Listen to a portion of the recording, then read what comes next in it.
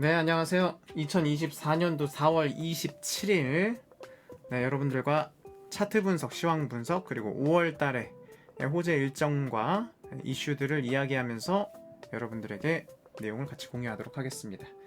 자, 먼저 비트코인 분석 먼저 시작할게요. 자, 비트코인 현재 하방이 열려 있는 상황이고 거래량이 없는 상황에다가 거래 대금도 계속해서 줄고 있는 상황입니다. 비트코인은 아무래도 이렇게 되면 좀 하방 압력을 받을 수밖에 없는 상황이고요. 비트가 상황이 좋아지려면 먼저 4시간 기준 캔들로 7일선을 먼저 올라타주는 모습을 보여줘야 그때부터 다시 또 말아 올려가는 모습을 진행할 것 같습니다. 현재 상황은 7일선을 타고 있지 못하기 때문에 계속해서 하방으로 내려가고 있고 전체적인 지표 자체가 현재 다 좋지는 않습니다. 메인 지표 라인들이 다 좋지는 않고요. 분위기가 지금 매수세가 많이 떨어지고 있는 상황이라서 아무래도 이번 주말에는 크게 긍정적인 상황은 아닙니다. 따라서 이거는 이제 다음 주 정도 홍콩 ETF 거래가 시작되는 다음 주 정도를 한번 보셔야 될 것 같고요. 현재 상황은 이런 상황이다. 하단 추세도 다 깨져 있고 이평선도 싹 다 깨져 있는 상황이다 라고 보시면 될 것 같습니다. 자, 그래서 보시면 일단 5월달 호재 일정들 한번 보겠습니다. 일단은 5월 1일 날 FTX 임원 뉴욕 법원소 선고 예정 이런 내용들이 좀 이슈들이 있고요. 그 다음에 시바이누 하드포크 예정 일자가 5월 2일 날 현재 있습니다. 이 내용에 대해서 사람들이 이제 물어보자면 하드포크 같은 관련된 경우는 업그레이드라고 생각하시면 됩니다. 업그레이드다. 시바이누는 그러면 지금 이 상황에서는 호재냐? 호재는 맞습니다만 보통 우리가 호재가 딱 일정이 정해지면 이 호재 일정 기준으로 어느 정도는 크게 좀 떨어져 있는 게 기대감 작용을 많이 해서 상승을 해주고 비트코인 상황이 좋아야지 어느 정도 이 일정들을 좀 기대감을 많이 받게 되는데요. 현재 시바이누는 좀 일정도 가까운 데다가 일정도 너무 가깝고 지금 차트 자체적으로도 매수세가 많이 나오고 있는 상황도 아니고 비트코인도 좋은 상황이 아니기 때문에 이 5월 2일 날 있는 일정에 시바이누는 어느 정도 지금 기대감이 크게 없고 매수세도 적은 상황이라 그냥 지나갈 확률도 고려해 보셔야 될 것 같습니다. 만약에 그 전에 비트코인이 분위기 좋아져서 다음 주부터 올라가기 시작한다.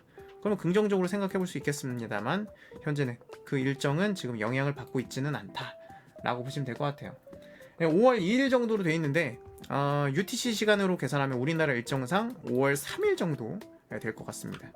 따라서 이 부분 일정 참고하시길 바라고요. 그 다음에 비트코인 캐시 관련된 내용이 있어요. 바이낸스 기준으로 비트코인 캐시 네트워크 업그레이드로 인한 입출금 중단이 오후 8시 정도 있습니다. 그래서 이 날짜 기억하시기 바랍니다.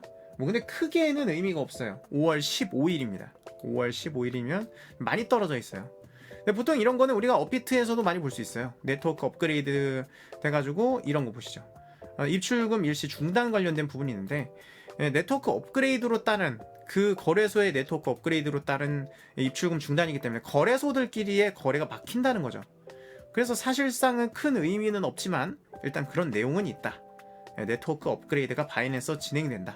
근데 비트코인 캐시 같은 경우는 네트워크 업그레이드가 되는 경우가 그렇게 많진 않거든요. 자주 있는 일은 아니에요. BK가. 현재 그 부분이 있으니까 확인하시길 바랍니다. 그 다음에 바이낸스가 BEP2 토큰 입금 중단이 있습니다. 그게 언제냐면 5월 15일입니다. 얘도 5월 15일. 비트코인 캐시 네트워크 업그레이드 일정과 거의 동일한 날짜죠. 그럼 BEP2 토큰에 대해서 알고 있어야 될 텐데 일단 BEP2 여기에서는 현재 또 특별하게 검색되는 건 없고 예전에 BEP2N이라고 또 그 코인 메인넷 관련된 부분에서 계열들이 있었는데 지금은 업비트에는 있는지 모르겠어요.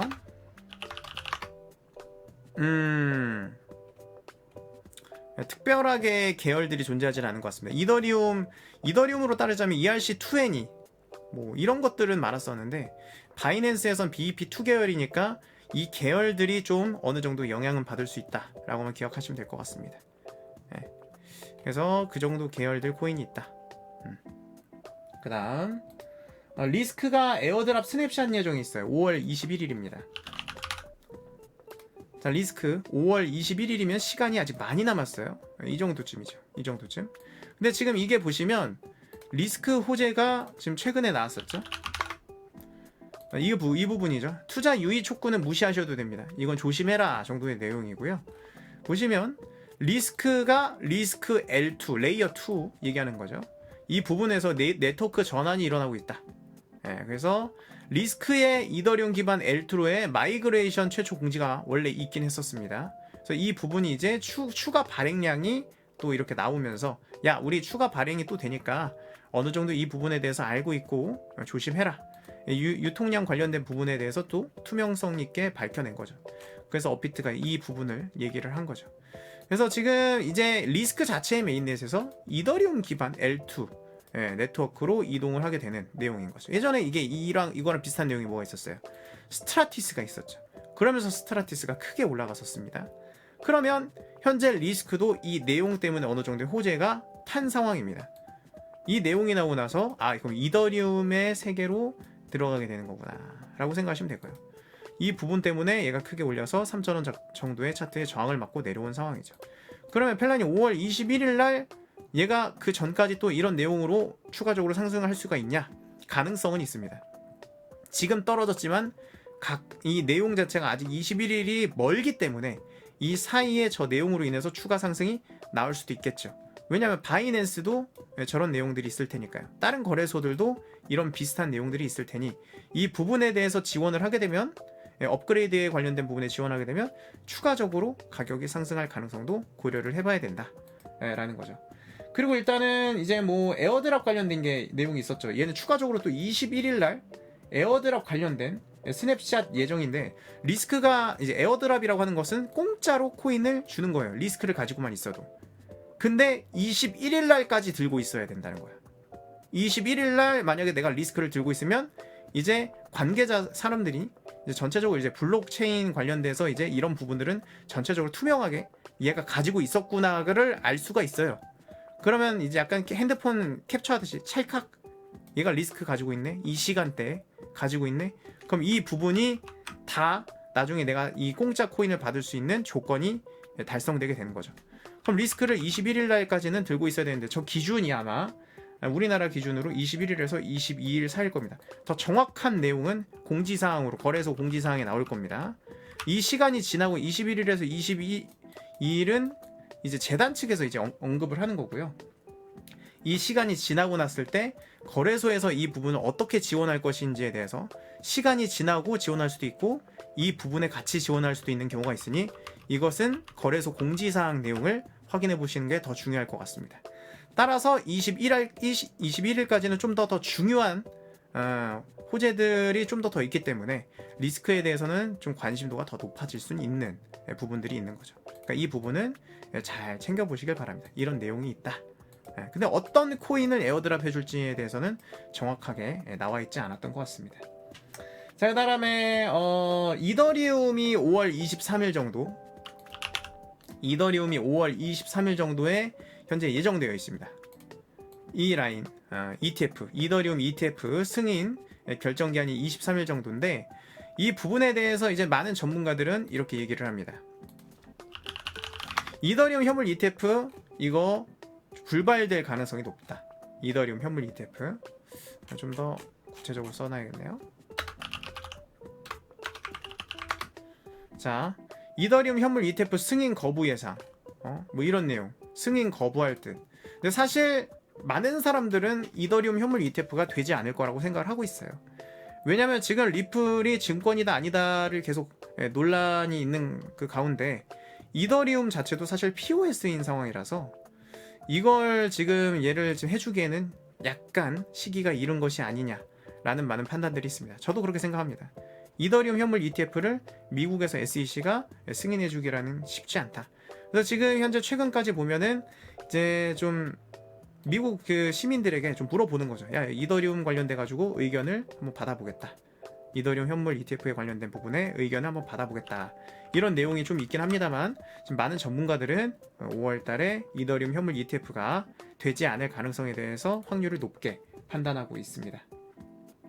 그 다음에 24일 날은 이제 또 아크인베스트 관련돼서 이더리움 ETF 승인 여부에 대한 최종 결정이 있는데 이것도 연기되거나 불발될 가능성이 높죠. 그 다음에 5월 27일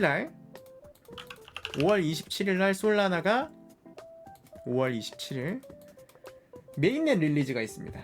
메인넷 릴리즈가 있는데 이 부분에 대해서는 솔라나 자 보시면 여기 헬리오스 CEO가 솔라나 인프라 스타트업 헬리오스 CEO 친구가 이제 솔라나 메인넷 버전 1.18 버전 릴리즈가 있다라는 건데 간단하게 메인넷 그냥 업그레이드인 거예요. 메인넷 그냥 관련돼서 좀 업그레이드가 된다라고 생각하시면 될 것 같습니다. 이 버전 자체가 좀 되는데 이게 그러면 호재냐 가격이 올라갈 내용이냐 라고 한다면은 그렇게 큰 영향은 안 받을 것 같습니다. 왜냐면 저거에 좀 버전 관련해서 어떤 부분을 좀 더 지원해주고 상향이 됐는지를 확인을 해야 되죠. 근데 이게 갑자기 또 메인넷 업그레이드를 하거나 버전 배포를 했는데 갑자기 익명성 기능이 추가됐다 뭐 이런 경우들도 있긴 해서 예전에 그래서 메인넷 업그레이드를 했는데 라이트코인이 우리나라에서 상장 폐지됐던 이유가 좋은 소식 호재다라고 생각했는데 우리나라에서 허용되지 않는 부분이 있어서 상장 폐지가 됐었거든요. 항상 이런 부분들은 좀 구체적으로 좀 더 파헤칠 필요가 있습니다. 그래서 저 버전 관련된 부분들은 좀 더 제가 추가적인 내용을 나중에 언급해 드리도록 하겠습니다. 어쨌든 일정이 5월 27일 날 솔라나가 현재 진행 중이다. 그 다음에 이더리움 클래식 반감기 일정이 5월 31일 날 있습니다. 이더리움 클래식 5월 31일이면 5월 거의 끝 무렵이거든요. 현재 5월 30일이라 그러면 이더리움 클래식은 이제 약 34일 정도 8시간 정도 남은 거고요. 블록 높이가 현재 이런 식으로 블록 높이라고 한다면 우리가 시간적으로 우리가 딱 기준을 잡고 이제 반감기가 진행되는 것이 아니라 이제 각각의 블록이 생성이 되면서 채굴하면 블록이 생성되는데 그 채굴의 속도라던가 아니면 채굴하는 사람들이 많아진다라던가 이런 거에 따라서 이 시간 자체가 변동될 수 있다라는 점 확인하시길 바라겠습니다. 그래서 블록 높이를 잘 보시고 이 일정이 31일 기준으로 앞으로 올 수도 있고 뒤로 갈 수도 있다라는 점 확인하시고 이더리움 클래식은 약간 5월 31일 기준으로 약간 변동성이 있겠지만 이 부분에 영향을 받을 수 있다. 이더리움 클래식 같은 경우는 현재 지금 계속해서 한 달 남았기 때문에 그 부분에 대해서 약간씩 다른 코인들보다는 매수세가 좀 더 들어오고 있는 상황이에요. 그래서 차트도 보시면 7일선, 15일선, 60선도 다 지금 돌파해 있는 상황이고요. 좀 더 좋아지려면 위에 자리 120선, 42,000 라인도 넘어주는 게 좀 더 좋겠죠. 그래서 이 클에 대해서 좀 기대감은 굉장히 많이 높은 상황입니다. 이제 마지막 남은 코인의 반감기거든요. 최근에 있는 뭐 비골도 끝났고 비케도 끝났고 비트코인도 끝났고 다 끝난 상황이에요. 지금 상황에서는 지금 이더리움 클래식이 한 달 남은 기준 딱 적절하죠. 호재 일정도 딱 기간이 적절하고 지금 관심을 많이 받고 있기 때문에 오히려 좀 나쁘지 않은 상황 아닐까. 뭐 단타던 스윙이던 긍정적으로 보고 있습니다. 다만 비트코인이 상황이 안 좋으면 반감기도 의미가 없습니다. 참고하시고요. 5월달에 어느 정도 중요한 일정들은 좀 언급을 해드렸습니다만 몇 가지 뭐 일정들이 빠진 건 있을 수 있어요. 그것들은 제가 추가적으로 라이브 방송에서 더 언급해드리도록 하겠습니다. 저는 아침 방송 6시 45분, 점심 12시, 저녁 8시 이렇게 하루 3타임 라이브 방송 진행하고 있으니까요. 오셔서 이런 호재 일정과 차트 분석 같이 진행하도록 하겠습니다. 감사합니다.